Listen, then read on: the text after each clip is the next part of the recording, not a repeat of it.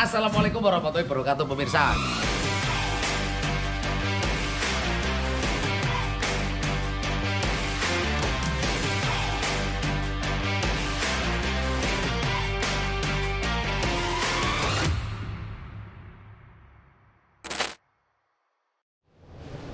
Assalamualaikum warahmatullahi wabarakatuh. Remisa, selamat apa nih ya?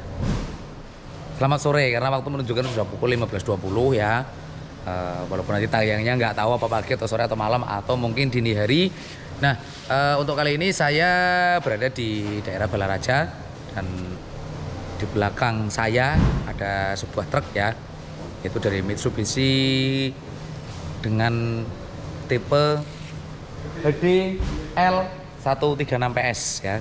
Ini kebetulan mumpung pas ada kendaraannya, ada armadanya. Ini kendaraan ini disupiri oleh masnya yang biasa disebut dengan sebutannya Samtelo. Kebetulan ini saya posisi lagi muat di gudang dan di sini ada truk HDL 136PS. Jadi saya izin sama Samtelonya untuk mereview kendaraan yang masnya ini supiri ya. Tapi untuk Samtelonya sedang sibuk nyambut gawe dulu. Jadi mungkin nanti akan saya sedikit wawancara nih, atau saya goreng-goreng ya untuk Samtelonya. Nah, di sini akan saya review di 136PS HDL-nya ini dulu, tapi tidak mengenai spesifikasi karena saya juga kurang begitu paham ya spesifikasi atau kelemahan dan plus minusnya dari HDL 136PS ini, karena saya juga belum pernah membawa ataupun saya juga belum sedikit pun mempelajarinya. Jadi saya butuh narasumber, saya butuh Samtelonya nanti untuk saya wawancari dan saya tanyakan apa keluh kesahnya, apa plus nilai plusnya dan apa nilai minusnya ya. Oke, kita sedikit review. Oke, remisa, di depan mata Anda sudah ada truk ya, yang mana dari pabrikan Mitsubishi Canter Fuso Full Diesel Fuso 136PS HDL, berarti udah gede dan long.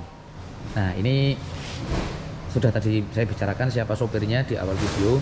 Di sini ada 136PS Mitsubishi Canter HDL ya.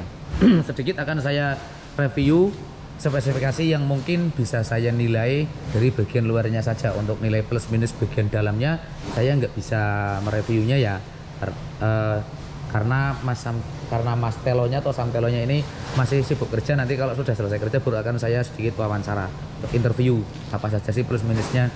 Kita mulai dari bagian depan dulu, atau bagian luar bagian depan. Mitsubishi Canter Fuso HDL 136PS, bisa dilihat ya, untuk kabinnya sangat lebar dari luar kelihatan sangat lebar, sangat besar ya. Standar kerja dan standar kir sangat kelihatan. Dari tinggi kabinnya juga lebih tinggi ya, tinggi kabin lebih tinggi dan panjang kabinnya juga lebih panjang. Karena kalau saya lihat dari pintu ya, pintu yang saya juga pernah bawa Canter itu, kalau pintu Canter standarnya itu lebarnya nggak segini, belum ditambah lagi ada belakangnya. Ini kalau Canter kan sedikit, paling cuman segini ya, segini. Ini separohnya, tambahannya separoh, mungkin untuk pintu sekitar sekian, terus ini kan berarti tambahannya wah ada 1 jengkal ya. Sangat lebar dan sangat tinggi. Bagian kanan dan bagian kiri yang pasti juga sama. Kalau untuk spion sih sama aja ya, dengan yang tipe HD Super Speed sama aja gedenya, ya kan.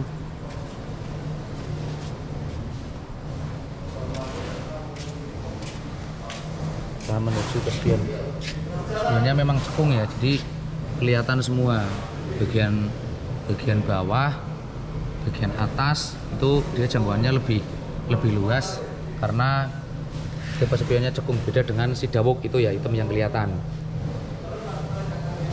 Tapi spionnya itu sudah saya ganti dengan Canter juga.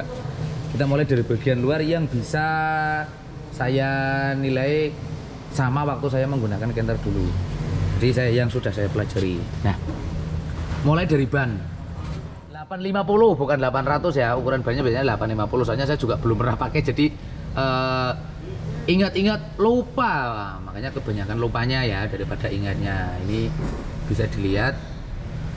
Tapi kalau ini menggunakan ukuran ban yang sama dengan Canter mana mestinya, atau yang 125 PS, baik itu HD maupun super speed ya. Nah ini 750, bisa dilihat kan untuk ukuran bannya. Kalau tekanan ban mungkin sama, karena ini muatannya juga enteng-enteng sih setahu saya. Selepas dari ban, kita menuju ke tangki solar. Nih Mas, tangki solar nek sama sing super speed HD ukurannya literannya sama? Oh, kalau untuk ukuran literannya sama ya. Untuk ukuran literannya sama. Loh, ini filter bawahnya, oh di belakang. Ini filter angin di depan. Kalau biasanya untuk yang HD biasa, untuk yang HD atau super speed itu ada di depan tangki. Ini ada di belakang tangki. Nah, ini ada di belakang tangki ya. Tidak di depan tangki, tapi ada di belakang tangki seperti itu remisa. Yang pasti sasisnya juga lebih panjang. Ini selisihnya mungkin kalau 1,5 meter ada ini dengan yang HD atau yang super speed atau mungkin HDX ya, sama. Ini lebih panjang ini dibanding dari 3 TW itu. Ban belakang ukuran sama 750 ring 16, karena muatannya enteng. Kalau muatan berat biasanya diganti yang ukuran 850. Panjang ya, sangat panjang banget. Kalau untuk ukuran boxnya sih tingginya nggak terlalu ya, tingginya nggak terlalu. Ini ukuran standar box yang dipakai untuk HDL. Kalau setahu saya, kalau mungkin nanti ada dari remisa atau teman-teman yang mungkin menggunakan HDL juga, bisa di kolom komentar sedikit sebutkan plus minusnya ya. Oke, ini bagian luar yang bisa saya lihat dan bisa sedikit saya review dan kasih persentase. Sekarang kita masuk ke dalam cabin ini, izin ini. Itu samtelonya. Samtelo, bentar masuk dalam kabin. Ini soalnya ada yang sedikit menarik nih dalam kabin nih, thread ya. Nah, naik nanti samtelonya akan saya bawa untuk masuk dan saya review. Ini udah pernah ini tongkat. Tuas persnelengnya sangat tinggi sekali. 1-2 jengkal. Wah, mantap. Tingginya super power ya. Hanya 3 jengkal.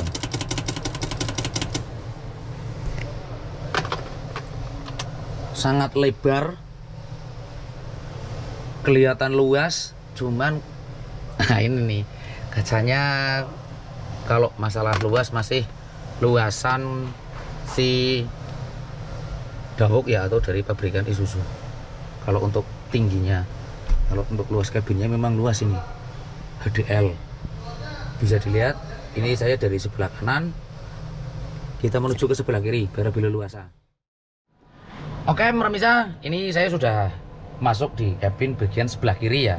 Masuk kabin bagian sebelah kiri. Kita mau lihat-lihat dulu. Nah, ini luas dalamnya. Ini karena sering masuk keluar pabrik, jadi ada sepatu, ada kek ya atau ganjel. Dongkrak nggak ada pedinya, jadi ditaruh di dalam kabin. Tapi masih sangat kelihatan luas. Bahkan untuk belakang joknya sendiri, sisanya masih sangat lebar. Ada 1 jengkal ini remisa. Gelap ya lampunya, mana ini samtelo ini nggak ada lampunya. Oh, ditutup lampunya. Nah, mungkin sedikit kelihatan luas persnelengnya. Kalau dalam kabin bentuk dashboardnya berbeda di bagian sebelah kiri. Kalau untuk yang biasanya itu ini berada di sini, terus ininya tutupan, tapi yang tutupannya lebih lebar. Nah, ini untuk yang HDL ini yang ada tutupnya untuk laci itu lebih kecil dibandingkan dengan yang kondisinya terbuka. Kalau untuk urusan tidur ya, ini kita duduk aja udah kaki masih bisa apa. Kalau selonjor itu amit, ini amit bukannya saya nggak sopan, tapi untuk memberikan sedikit gambaran ya, jadi saya praktekkan. Ini saya duduk biasa aja, kakinya masih bisa selonjor, bisa lonjor, sangat luas banget. Kalau buat tidur, ini ada duitnya, ini nggak enak saya nih, Mac, ada duitnya, tak taruh sini. Buat tidur nih, ini bisa-bisa dibangunin nggak mau ini kalau saya sama Mas Timbul ini, pengennya tidur terus. Giliran dibangunin ada aja alasannya ya. Untuk dari segi dalam kabin, luar kabin tadi sedikit yang bisa saya review, sudah saya review, bisa dilihat kan lebarnya. Mungkin nanti dari Remisa apabila ada yang sudah ada yang mengendarai tipe Canter HDL 136 PS ini, nanti bisa sedikit sharing-sharing di kolom komentar ya, jarak panjang kabinnya ini berapa, karena saya nggak bawa meteran dan saya bukan salah satu pengguna atau pernah menggunakan atau mengendarai Mitsubishi Canter 136 HDL ini, jadi saya juga kurang begitu paham panjang dan lebar dalam kabin itu berapa. Mungkin nanti Remisa ada yang bisa komen dan membantu menjelaskan kepada para penonton ya, seperti itu. Dan sekarang saya mau panggil Samtelo untuk saya tanya-tanya beberapa plus minusnya ya yang mungkin dirasakan sama beliau. Oke, Remisa, nih di depan kamera sudah ada Samtelo. Salaman dulu ya. Pertama kali ketemu langsung kenalan, tak ajak wawancara jenengan Mas. Padahal nggak tahu siapa saya ya. Kapok purah jenengan ini, nggak ada persiapan sama sekali. Soalnya mumpung ada kesempatan nih Mas. Iki manggilnya Samtelo apa Mas Telo? Mas Telo ah. Mas Telo. Mas Telo, nama asli sinten? Sidik. Dari Purwodadi. Dari Purwodadi. Awal mula kok bisa dipanggil Samtelo? Biasa itu teman-teman Mas. Oh, karena badannya gede kayak tela bulat. Iya. Kemungkinan itu. Oh, iya. Oke, Mas Telo. Loh, kok starter? Arek nanti Mas? Ngadem dulu Mas. Ngadem maksudnya? Panas ya Mas. Nah. Oh, wah, ternyata saya dari tadi masuk kabin tapi nggak lihat ya Remisa. Ternyata ini ada AC-nya atau air kondisionernya. Wah, istimewa. Ini perlu saya kulik-kulik nih, sayanya nggak kelihatan, nggak apa-apa. Yang penting Mas Sidik atau Samtelo atau Mas Telonya kelihatan. Mas Telo, ini kan bahasa Jawa apa bahasa Indonesia ya? Enaknya bahasa Jawa tapi campur wis. Mas Telo, sudah berapa lama Anda menggunakan Armada Canter 136 HDL ini Mas? Ya awal datang mobil ini. Bulan April kemarin. Ya 2021. Sebelum menggunakan truk ini bawa 110 PS. Oh, 110 PS. Nah, ini malah mantap. Ini berarti sesuai dengan apa yang ada di undang-undang saya nanti yang ingin saya tanyakan. Samtelo, ini kita jangan ngomong ke AC dulu ya. Nah, ke standarnya aja dulu. Kira-kira ono nggak Mas perbandingan di waktu jenengan beto 110 PS niku double apa engkel? Bawa 110 PS engkel dengan sekarang Anda membawa 136 HDL ya PS. Beda jauh Mas. Beda jauh. Tarikan pertama nggak ada ini. Oh, tapi sudah disetel? Belum. Kalau yang 110 udah disetel. Ya. Cuman ini angkatan pertama aja yang nggak ada. Tapi kalau setahu saya nih pernah dengar, apakah benar kalau 136 PS ini di waktu dia sudah ibaratnya transmisi sudah naik ke transmisi 45, tenaganya akan datang dengan sendirinya? Bener. Bisa ngelos tenaganya ya? Ngelos. Soalnya saya juga pernah ajakin balapan waktu dulu bawa cabe, ya bukan balapan sih, intinya dibuntutin, diajak tes kecepatan HD 136 PS yang HDL punya teman saya itu bawa muatan 7,5 ton tapi bannya sudah 850 Mas. Kalau ini mobil nggak lari Mas. Nggak lari. Muatan 13 ton. Oh, malah muatan 13 ton. Iya. Kirain saya enteng tadi, makanya bannya masih standar. Tapi ya emang kalau kosong, kalau kita sering muatan berat terus, nggak pernah enteng. Ya paling enteng 5 ton. Paling enteng 5 ton. Enteng gitu. Tapi 5 ton itu kalau untuk di 136 sangat nggak kerasa banget ya. Kerasa kayak nggak ada muatan. Soalnya kalau kosong mending ada muatan daripada kosong. Nah, pada tambahnya banyak. Oh, ini berarti parnya sudah ditambahi. Sudah 5. 5. Belakang 5, depan 1. Belakang 5, depan 1.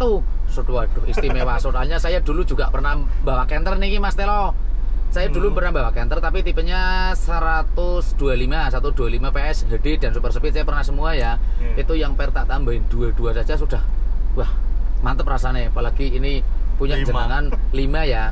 Nah, terus spesifikasinya Mas. Kalau antara 110 dan 136 pasti beda ya spesifikasinya ya. Cuman kan mungkin nanti bisa buat perbandingan. Kalau 110 PS itu kan ada yang double, ada yang angle. Saya pengen tanya dari segi konsumsi BBM Mas. Kalau dulu kan muatannya berapa ton yang 110 PS? 4 ton. 4 ton. Berarti kan kalau dengan ini yang 7-8 ton kan hitungannya sama ya. Sama. Karena ini 2 kali lipatnya dari yang 110 itu. Konsumsi BBM Mas? Tergantung sih Pak, tergantung jejekan. Oh, tergantung jejekan. Berarti kalau irit dibilang irit. Kalau dibilang boros. Berarti tergantung jejekan pokoknya. Berarti kaki sopir ini sangat berpengaruh ya. Iya, benar. Kaki sopir ini sangat berpengaruh.